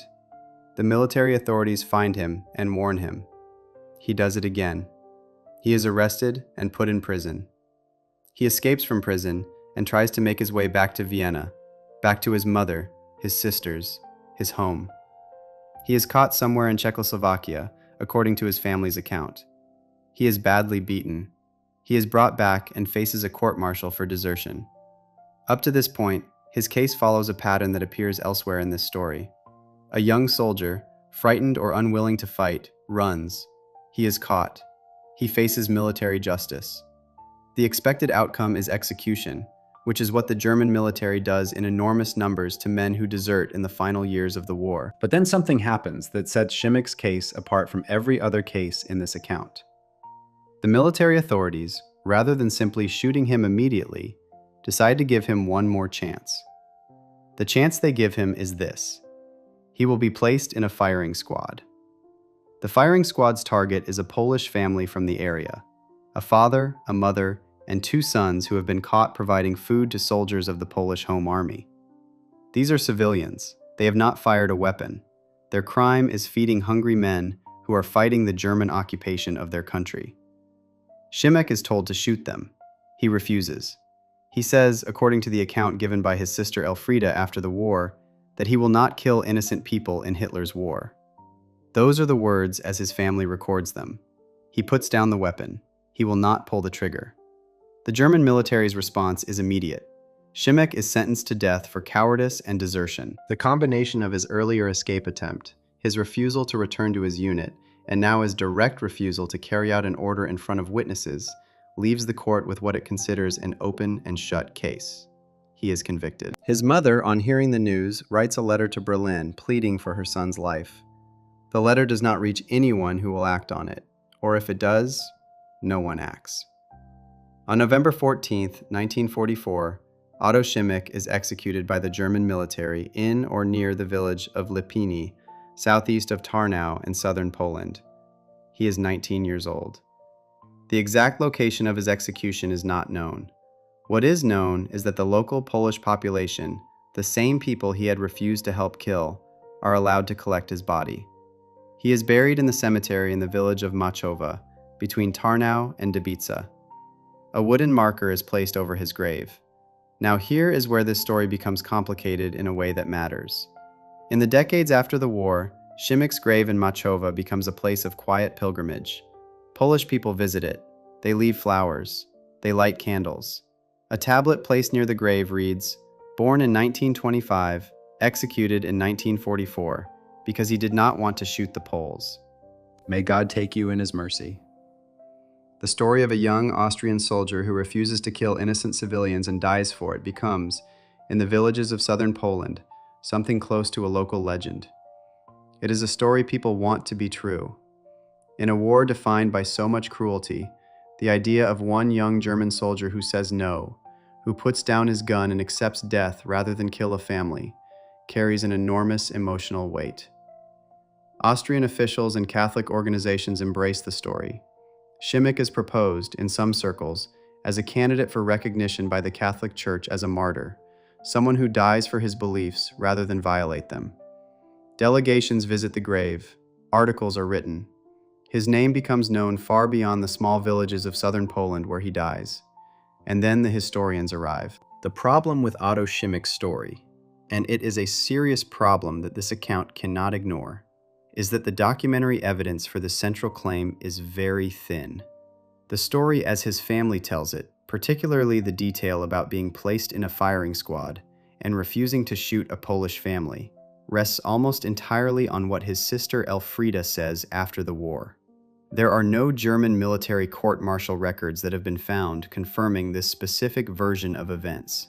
The records that do exist are incomplete. The circumstances of his execution are not clearly documented in surviving German military paperwork. In the 1990s, an exhumation is carried out at the grave in Machowa to try to settle questions about the burial. The results are disturbing for those who believe the story. The man buried in Szymek's alleged grave turns out to be significantly older than 19 at the time of death. The body is not Szymek's. It is now believed that Schimek is actually buried at a German military war cemetery in a place called Leki Dolna, alongside other Wehrmacht soldiers who die in this area, buried not as a martyr, but as an ordinary soldier. This does not prove that the story of his refusal is false. It proves that the grave is not his. The two things are separate. It is entirely possible that Schimek refuses an order to shoot and is executed for it, and that the specific grave his family visits for decades is simply the wrong one. The German military buries soldiers quickly, and often without careful record-keeping in the chaotic final phase of the war. Bodies are moved, records are lost, graves are misidentified. What the historians who examine this case most carefully conclude is that the story cannot be confirmed from available documentary sources, and that some elements of it, particularly the precise detail about the Polish family and the firing squad, may have grown and sharpened in the retelling over the decades between the war and the first published accounts. The story, as Elfriede tells it, has the quality of something remembered and carried for a long time, shaped by grief and by the desire to make her brother's death mean something. What can be said with confidence, based on what the records do show, is this: Otto Schimek is a real person. He is born in Vienna on May 5, 1925. He is drafted into the German Wehrmacht. He serves in Bosnia and then in southern Poland. He deserts or goes absent from his unit. He is arrested. He faces a court-martial. He is executed on or around November 14, 1944, in the area around Tarnow, Poland. He is 19 years old. The specific reason for his execution, whether it is purely the desertion or whether it also includes a refusal to carry out a killing order, is not fully established by surviving documents. The family account says the refusal happens. The documents do not clearly confirm it. They do not clearly deny it either. This puts Šimek's case in a different position from every other case in this account. Slovik's execution is documented in extraordinary detail. The date, the time, the number of soldiers in the firing squad, the medical officer's notes, the letters Eisenhower writes. Pavlov's execution is documented in Soviet military records that are later opened for review. Kusch's trial transcript survives and has been studied by multiple professional historians. Dorfer and Beck's execution is documented in Canadian military records and academic research. Sturch's trial and execution are part of the official British legal record. Šimek's case has the family's testimony, the fact of his execution, and a grave that turns out to belong to someone else. And yet the story endures. The grave in Machawa is still visited, the candles are still lit, the tablet is still there. The street in a Polish village still bears a marker for a 19-year-old Austrian soldier who may or may not have put down his gun rather than kill a family of civilians. Whether the specific act of refusal happens exactly as his sister describes, or whether the story is a true memory shaped by decades of grief and telling, it carries inside it a question that runs through every case in this account. What does a soldier owe his government, and what does he owe his own conscience? At what point does following an order become something a person simply cannot do? Šimek, if the story is accurate, answers that question with his life. He is 19 years old. He has a mother who is a dressmaker. He has a cross in his pocket. He decides that shooting a family is something he will not do, and he pays the price that the German military system demands for that decision. He is buried somewhere in southern Poland, in a grave that may not even carry his name. The village remembers him anyway. The cases examined so far in this account all share one thing. The soldiers involved are killed by official decision, through some form of military legal process, however rushed, however unjust, however compromised by political pressure. A court makes a ruling, a sentence is passed, an execution is carried out. The machinery of military justice, however broken, is the thing that kills them. But there is one figure in this story whose death comes not from a military court, but from the intersection of personal ambition, political loyalty, and a single subordinate willing to destroy his commander in order to advance his own career. A case where the legal process is real and the crime is real, but where the specific details of how the prosecution is assembled reveal something deeply ugly about the system that carries it out. That case is not Kusch, whose story has already been told. It belongs to a different kind of soldier entirely. A soldier whose crime is not speaking out of turn, or running from battle, or refusing an order, but something that cuts much closer to the heart of what military discipline actually means when a system of justice is being used as a weapon by the people inside it. Section 8. The General Who Lost the Air Force, Ivan Kopets. It is the morning of June 22nd, 1941. The same morning that General Pavlov is watching his comedy in the theater in Kiev. The same morning that 3 million German soldiers begin crossing into Soviet territory. The same morning that the most catastrophic military surprise in the history of the Soviet Union begins to unfold. At airfields across the Western Military District, the stretch of Soviet-controlled territory that sits directly in the path of the German attack, something is happening that will define the first hours of the war on the Eastern Front. German aircraft are arriving over Soviet airfields in large formations, flying low and fast. Below them, lined up in neat rows on the ground, are Soviet aircraft, hundreds of them. They are parked in tight groups, wingtip to wingtip, because Stalin has given orders that the planes are not to be dispersed. Dispersing them might be seen as a provocative act toward Germany, and Stalin is still, in these last hours before the attack, convinced that he can avoid the war, or at least delay it. The German pilots cannot believe what they are seeing. The targets below them are perfectly arranged. They begin their attack runs. By the end of that first day, the Soviet Air Force in the Western Military District has lost somewhere between 500 and 800 aircraft. Most of them never leave the ground. They are destroyed where they sit, on the runways, by bombs and machine gun fire from German planes that meet almost no resistance. It is one of the most complete destructions of an air force in a single day in the history of warfare. The man responsible for those aircraft, the commanding officer of the Air Force of the Western Military District, is a general named Ivan Kopets. Ivan Kopets is 32 years old in June 1941.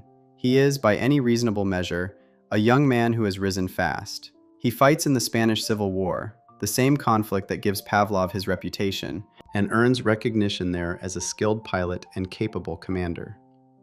He is brought back to the Soviet Union and given increasing responsibility.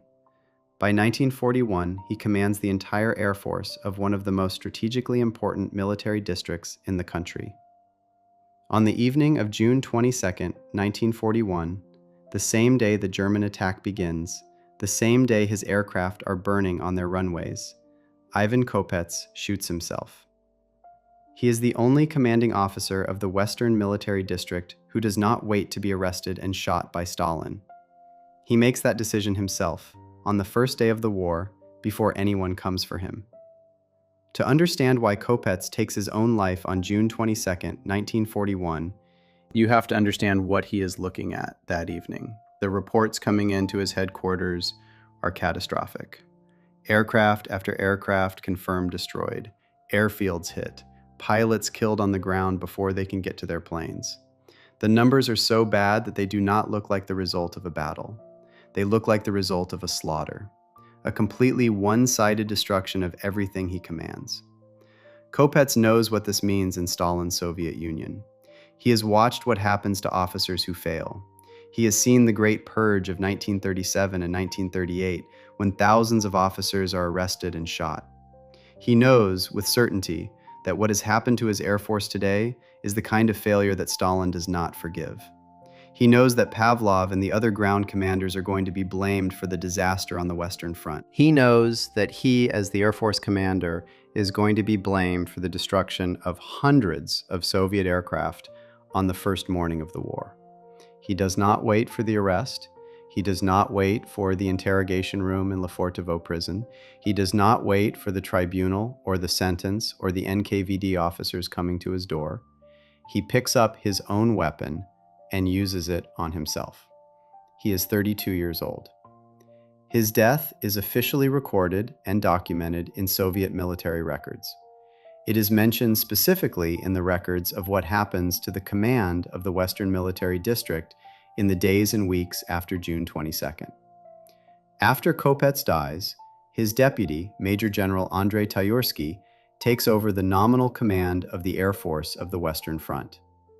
Tayursky is then arrested and shot later as part of the same wave of executions that takes Pavlov and Korobkov and the others. Kopets escapes that fate by hours. Whether his choice to take his own life rather than face what is coming is an act of guilt or despair or a kind of defiance against a system he knows will destroy him regardless, that is impossible to know from the outside. What is known is that he makes the choice on the worst day of his professional life, in the hours after the worst military disaster he has ever witnessed, knowing with complete clarity what Soviet military justice is going to do to the man responsible for it. The destruction of the Soviet Air Force on June 22, 1941, is not entirely Kopets's fault in any straightforward sense. The decision to keep the aircraft bunched together on the runways is Stalin's decision, enforced through the command chain. The failure to put the Air Force on alert before the attack, despite multiple warnings that the attack is coming, is a failure at the highest level of the Soviet government, not a failure of the Air Force commander on the ground. Kopets commands an Air Force that is forbidden from taking the defensive measures that might have saved at least some of those aircraft. But fault and blame are different things in Stalin's Soviet Union. Fault is what actually causes something to go wrong. Blame is what gets assigned afterward, and it moves downward from the top. Stalin does not blame himself. He blames the men beneath him. The men beneath him, knowing this, either wait for the knock on the door or, in Kopets's case, decide not to wait. There is something specific about Kopets's situation that distinguishes it from Pavlov's case, even though both men command parts of the same military district, and both are destroyed on the same day by the same catastrophe. Pavlov is arrested, interrogated, tried, and shot. He goes through the machinery. He has weeks between his arrest and his execution, weeks in which he makes statements and faces questions, and presumably thinks about whether there is any path forward. Kopets has hours. From the moment the German attack begins to the moment he pulls the trigger, the entire arc of his story runs in a single day. There is no interrogation, no trial, no weeks of waiting, just the first morning of the war, the destruction of everything he commands, and then the evening and his own decision. The Soviet military does not publicize what happens to Kopets. His death is recorded in internal documents but not announced or discussed. In a military that is simultaneously trying to project confidence to its troops while executing its own commanders for failure, the image of an Air Force general shooting himself on the first day of the war is not the kind of story that gets told. It surfaces only later, as researchers go through the archives that become available after the Soviet Union collapses in 1991. What those archives reveal about the state of the Soviet Air Force on June 22, 1941, is sobering even by the standards of a war full of sobering revelations. The aircraft lost that first day are not simply numbers on a page. They represent years of production, years of pilot training, years of building a military capability that vanishes in a single morning. The pilots who die on those runways without ever getting into the air are among the most trained and experienced the Soviet Air Force has. They cannot be replaced quickly. The loss shapes the air war over the Eastern Front for months afterward. Kopets commands all of that on the morning of June 22nd. By the evening, he is dead by his own hand, and the aircraft under his command are burning across a dozen airfields. His case sits at a specific and uncomfortable point in the larger story of what happens to Soviet commanders in the opening days of Barbarossa. He is not executed by Stalin. He is not arrested and shot by the NKVD. He is not dragged through a tribunal. But he dies because of the same system that kills Pavlov and Korobkov and Klyanov and the others. A system in which failure in battle is treated as a crime deserving death, and in which the men who fail know with complete certainty what is coming for them. The only difference between Kopets and Pavlov is the identity of the person who pulls the trigger. Kopets pulls it himself on June 22, 1941, before anyone else can. The question his case raises, and it is a question that sits underneath every case in this account, is what it means to say that a soldier is executed by his own country. In the most literal sense, Kopets is not executed. He takes his own life. No court sentences him. No firing squad is assembled. No NKVD officer signs a warrant. But the system that makes his death feel inevitable, the system that makes him look at his situation on the evening of June 22nd and conclude that shooting himself is the better option compared to what comes next, that system belongs entirely to the government he serves. He dies because of what his country has built and what his country has made him afraid of. The gun in his hand on that evening is his own, but the logic that puts it there belongs to Stalin. The Soviet Union executes its commanders through fear as effectively as it executes them through bullets, sometimes more so. The terror of what is coming is, in Kopets' case, enough to accomplish what the NKVD does not even have to be sent to do. He is 32 years old. He fights in Spain. He rises to command the air force of one of the most important military districts in the Soviet Union. He dies on the first day of the most important war his country ever fights, alone, in an office somewhere on an airfield where the smoke from burning aircraft is still rising into the summer sky. His deputy is shot 2 months later anyway. The story of Ivan Kopets is one of a man destroyed by the collision between a military disaster he cannot prevent and a political system he cannot survive. But it raises a final and important question that this account has been circling around since the first section. Every case examined here, Slovik, Pavlov, Kush, the Soviet generals, Dorfer and Beck, Schurch, Šimek, Kopets, involves soldiers killed or driven to death by their own governments during a war. In most of these cases, the governments involved believe, or at least claim, that what they are doing is necessary, that the executions serve a purpose, that they make the military stronger, or more disciplined, or more loyal, or safer from traitors within. __quote_7__. The final question this account has to face is whether any of it works. Whether executing your own soldiers actually produces the outcomes the governments claim it does. And there is one case left in this story that answers that question more directly than any of the others. a case that shows, with uncomfortable clarity, what happens when a government system of military justice turns not on the guilty, but on the convenient. Section 9. The generals Stalin rehabilitated, admitting the murders. It is 1956. Joseph Stalin has been dead for 3 years. He dies on March 5, 1953, and the Soviet Union that exists after his death is a country slowly, carefully, and very incompletely beginning to look at what he did to it.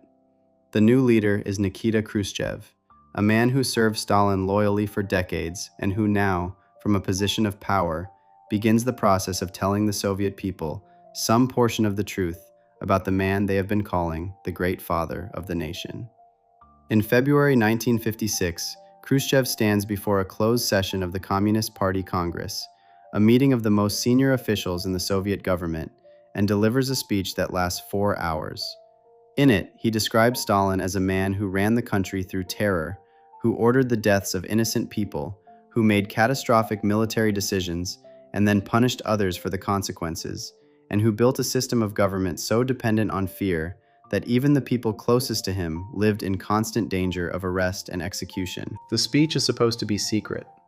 Within weeks, copies of it are circulating across Eastern Europe and beyond. Within months, it is being read in Washington and London.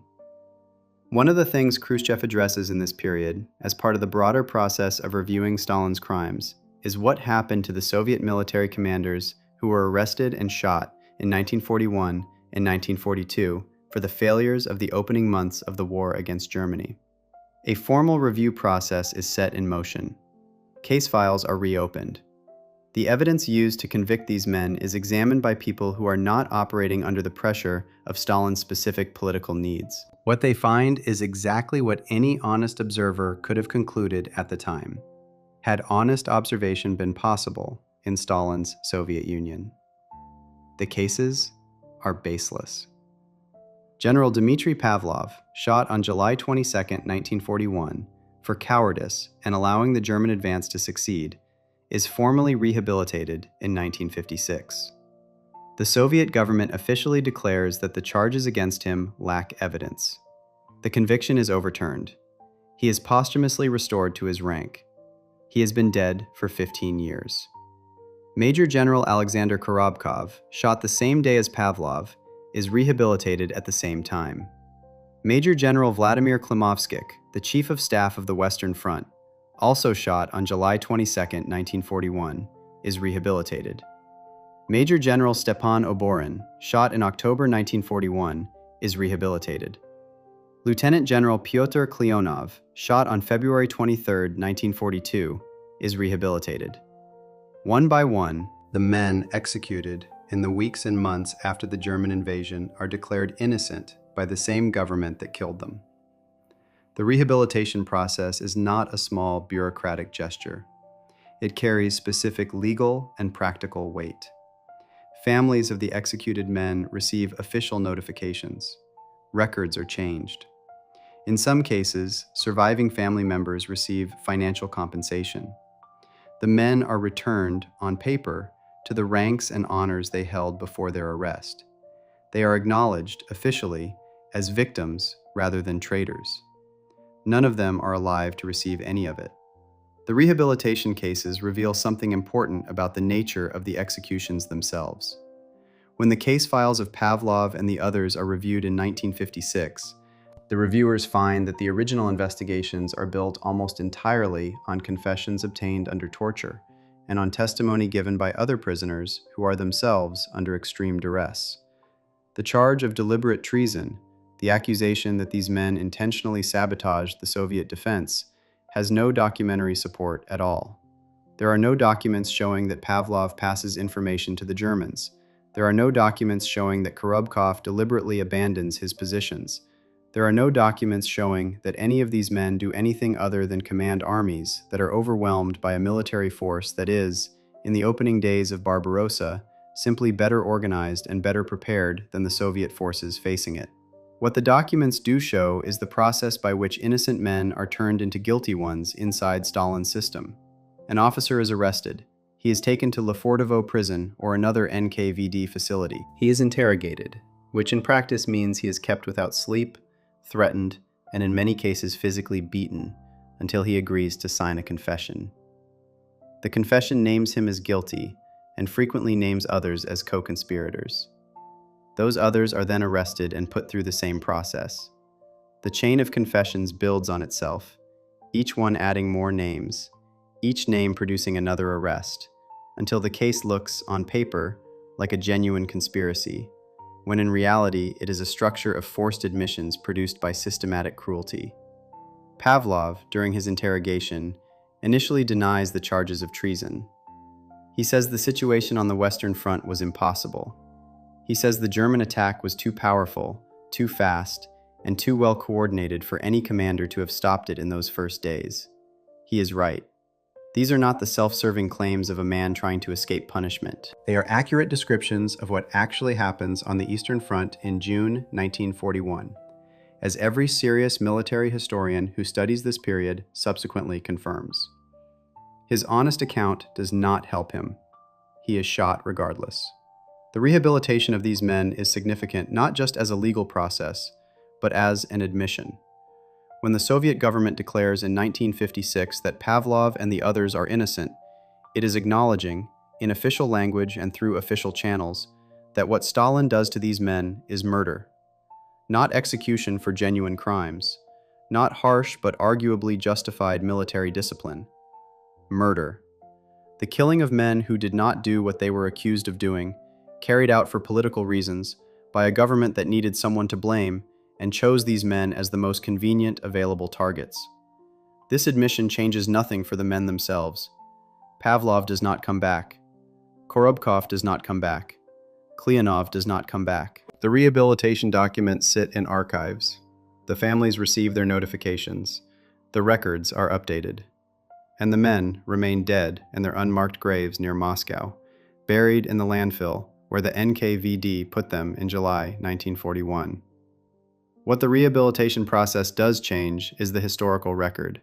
It makes it impossible in the long run for the Soviet government or its successors to maintain the fiction that these men were genuine traitors who genuinely deserved to die. The admission is on paper. It is official. It cannot be taken back. And it raises a question that hangs over every execution in this account. When a government kills its own soldiers and is later forced to admit that the killing was unjust, what does that mean for the claim that the executions were militarily necessary? In Pavlov's case, the answer is particularly sharp. The argument made by Stalin's government at the time is that executing Pavlov and the other Western Front commanders will improve military discipline, send a message to other officers, and produce a more effective fighting force. This is the same argument made by Eisenhower when he approved Slovik's execution, that making an example of one man will deter others. In the Soviet case, what actually happens after the executions is instructive. The Soviet military does not immediately improve. The disasters of 1941 continue through the winter of 1941 to 1942. Leningrad is besieged. Moscow nearly falls. Enormous numbers of soldiers are captured or killed. The executions of the Western Front commanders do not stop any of this. They do not make the Red Army stronger in the short term. What they do is fill the surviving officer corps with terror. A terror of making decisions, of reporting bad news honestly, of doing anything that might attract Stalin's attention in the wrong way. The commanders who eventually lead the Soviet military to victory, Zhukov, Rokossovsky, Vasilevsky, do so not because the executions teach the officer corps a useful lesson, but because these particular men find ways to operate effectively within a system designed to destroy independent thinking. Rokossovsky himself is arrested during the Great Purge, has several of his teeth knocked out during interrogation, and is held in prison until the military desperately needs experienced commanders and releases him. He goes on to become one of the most successful Soviet generals of the entire war. The pattern across the rehabilitation cases points to the same conclusion. Executing your own commanders for losing battles that cannot be won does not make your military better at winning battles. It makes your military better at hiding the truth from the people above, because the people above have demonstrated that they will kill you for delivering bad news. This is not a uniquely Soviet problem. It appears, in different forms, in every military examined in this account. The American military's execution of Slovik is meant to deter desertion. In the months after Slovik dies, desertion rates among American forces in Europe do not dramatically fall. The German military executes between 16 and 18,000 soldiers for desertion and still loses the war, still sees its armies collapse in the final months as soldiers surrender by the hundreds of thousands to Allied forces, rather than keep fighting for a cause that is visibly finished. The threat of death from behind does not reliably produce the outcomes that governments claim it will. It produces compliance in some cases. It produces hidden resistance in others. It produces a specific kind of soldier, one who is more afraid of his own government than of the enemy, who may keep fighting, but who is doing so under a particular kind of pressure that has its own costs and distortions. The Soviet rehabilitation process of the 1950s and 1960s is the clearest official acknowledgement any government in this account makes that the executions of its own soldiers were wrong. Britain never executes any soldier for desertion in World War II, so there is nothing to rehabilitate. The United States never revisits Slovik's case in any official way that overturns his conviction, though arguments about the justice of his execution continue for decades. The German government eventually annuls, through a 1998 parliamentary law, all Nazi-era convictions that violate basic principles of justice, which covers the cases of Kusch and the many thousands of others executed for desertion or political offense. But the Soviet rehabilitations are the most direct and the most formally documented admission that the killings are wrong. They are official government documents signed by official government bodies declaring that specific named men are innocent of the charges for which they were shot. Pavlov, Korobkov, Klimovskih, Oborin, Kleonov. Innocent. All of them. Shot anyway. There is one thread that runs through every case in this account, from Slovik's frozen courtyard in France to Pavlov's landfill grave near Moscow, from Kusch's firing range in Kiel to the abandoned car factory in Amsterdam, where Dorfer and Beck die 5 days after the war is over, from Schurch's cell in Pentonville to the unknown grave of Otto Schimek in southern Poland, from Kopec's last evening on his burning airfield to the rehabilitation documents sitting in Soviet archives 15 years too late to save anyone. That thread is this. Every government in this story, at some point, kills one of its own soldiers and believes it is doing something necessary. And in every case, the gap between what the killing is meant to achieve and what it actually achieves is enormous. __quote _8 ___. The final case in this account is the one that makes that gap most visible. It is the case of a man whose execution is not a mistake in the way that Pavlov's is a mistake, and not an act of political ideology in the way that Kusch's is, and not a borderline judgment call in the way that Slovik's is.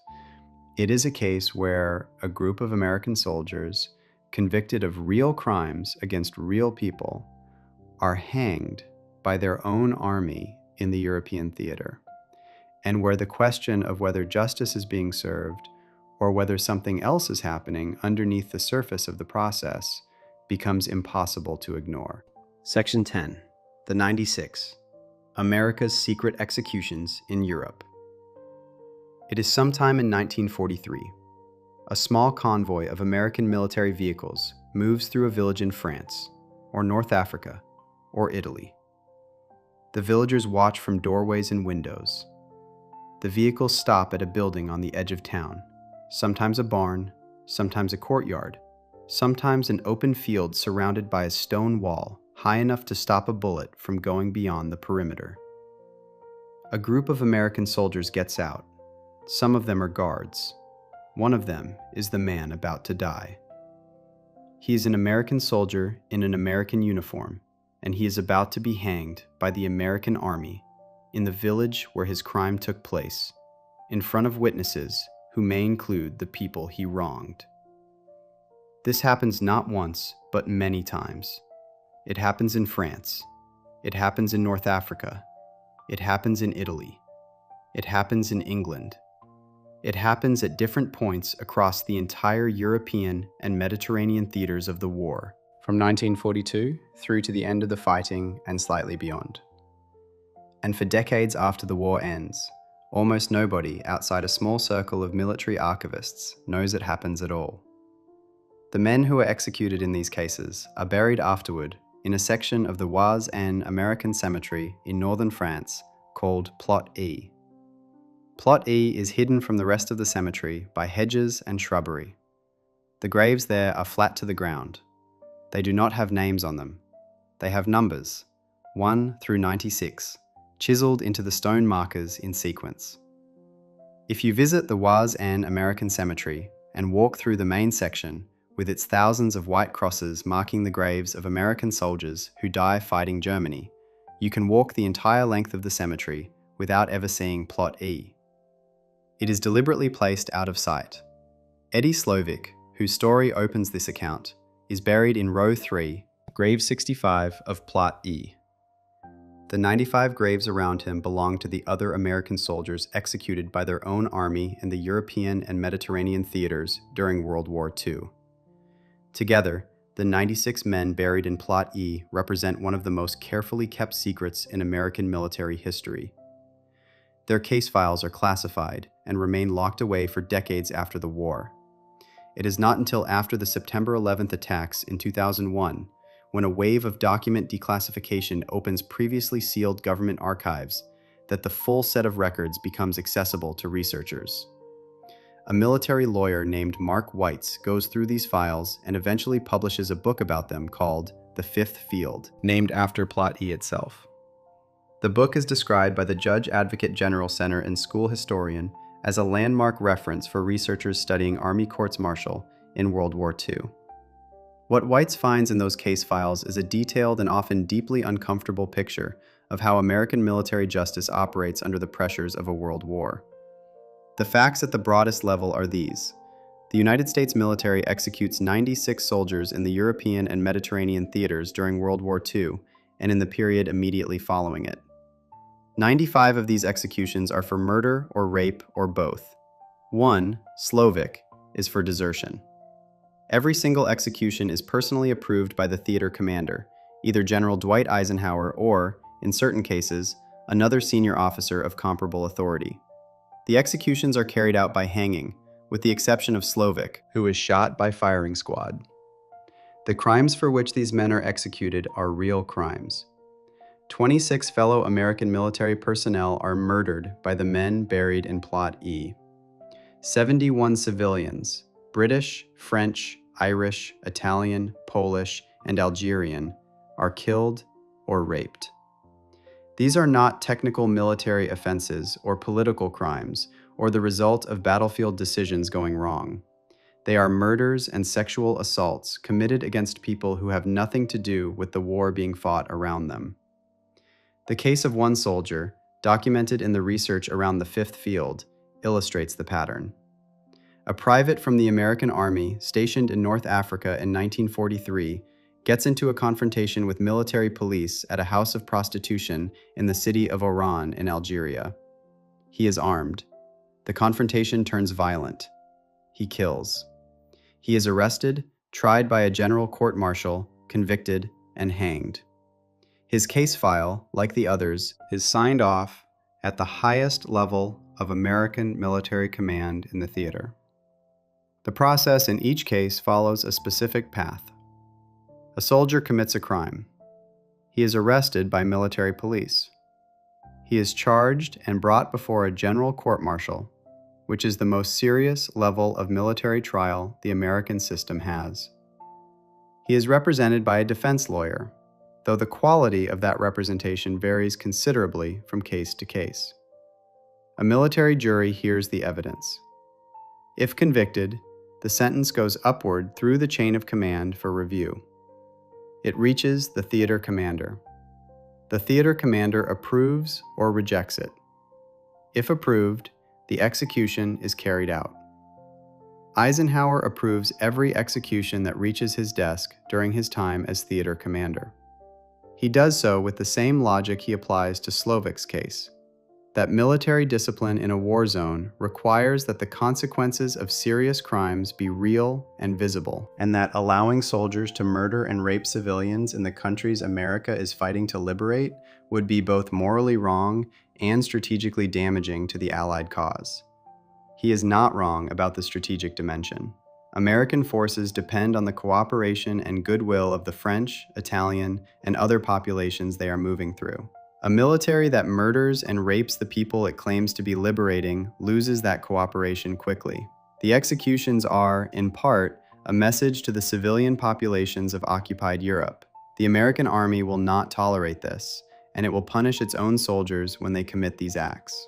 But the case files, when examined closely, reveal patterns that complicate the picture of straightforward military justice. The racial breakdown of the men executed is striking. Of the soldiers executed in England alone, 18 men hanged between 1943 and 1945. The racial disparity between those convicted and those whose sentences are reduced or commuted is severe enough that academic researchers who study these cases use the phrase sexual racism to describe what they find. Black soldiers are executed for rape at rates dramatically higher than white soldiers convicted of comparable offenses. No white soldier is executed for rape in the European theater. The victims in rape cases are almost exclusively white women.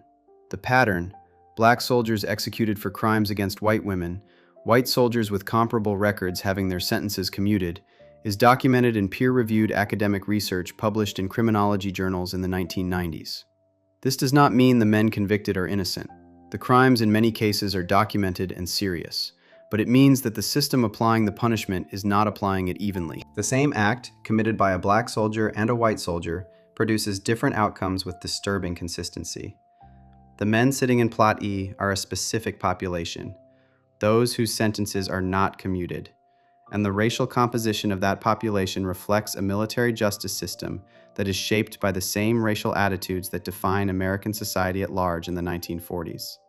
Professor J. Robert Lilly of Northern Kentucky University, who spends years researching the executions of American soldiers in the European theater and publishes extensively on the subject in academic journals, documents the racial disparity in detail. His research, based on the actual trial transcript files held in the National Archives, finds that black soldiers represent 50% of soldiers executed for murder and 83% of soldiers executed for rape in the cases he examines in England, despite being a much smaller percentage of the overall American military force. The secrecy around Plot E is itself significant. The American military does not hide the fact that it executes soldiers. Military law makes clear that the death penalty is possible for certain offenses, and the existence of courts-martial is public knowledge.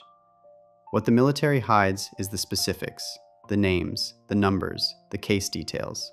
The graves in Plot E carry numbers rather than names specifically because the Army does not want the executed men to be identifiable. Their families are notified that they have died in the war. The cause of death is described in ways that do not specify execution. The men are buried with numbers on their graves and hedges grown around the graves so that visitors to the cemetery do not accidentally encounter them. This secrecy serves multiple purposes.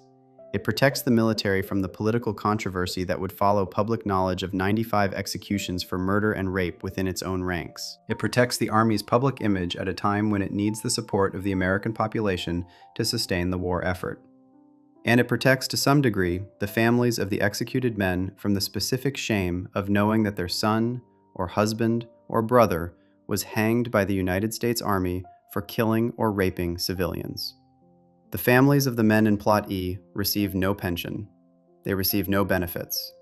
They are told their relative died in the war, and the rest is silence. For decades, this silence holds. The men in Plot E do not appear in the histories of the war. They do not appear in the memorials. They do not appear in the conversations about what the American military does and does not do during the Second World War.